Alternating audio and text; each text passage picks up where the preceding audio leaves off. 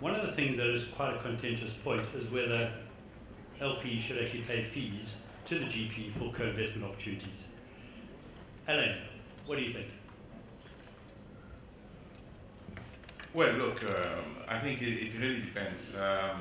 In the context of Sub-Saharan Africa, one of the challenges that one sees today is that, frankly, there are not many readily available investment opportunities in the infrastructure space. So it's really difficult to have a good project that would be offered to partners, to co-investors, quote unquote, for free. So there has to be a huge value that one should see in bringing a co-investor. It could be in the form of fees, or it could be in the form of some other type of value that the co-investor will actually bring to the table.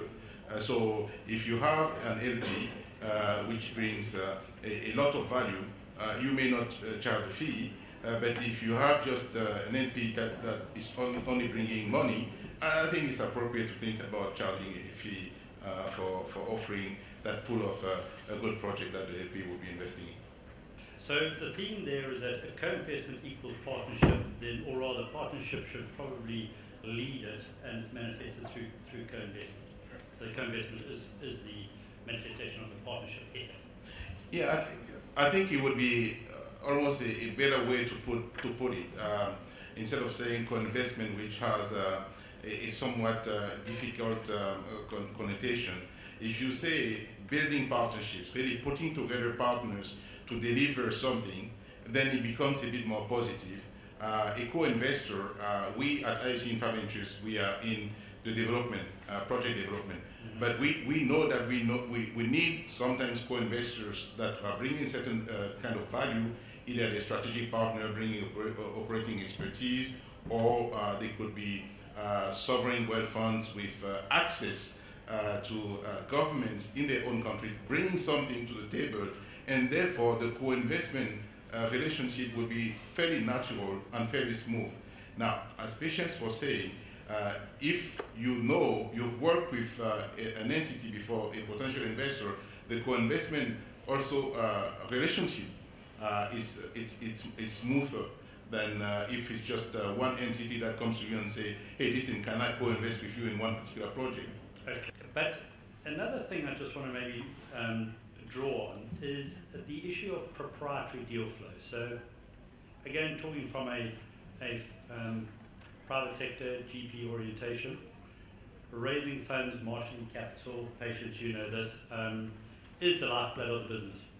And invariably that capital follows deal flow. So it is quite proprietary. You know, the concept of partnerships and co-investments, in essence, is a sharing of that. You know, you're opening the kimono, you're showing everybody what you've got. How do you reconcile those two sort of themes?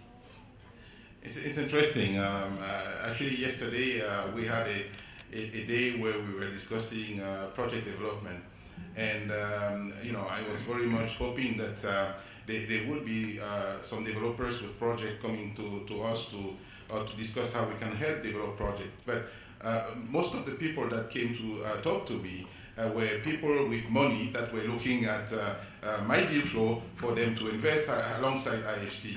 And of course, we were very careful in telling them what deals that we have at this point, because we want to manage the process with the timing at which we would approach the market, we approach the right people to do this. Clearly, you know, the deal flow is most of the time confidential, mm-hmm. And we approach the co-investors at the time of our choosing, and we approach the co-investors that we believe can create value for us. And so it's not that easy to disclose everything.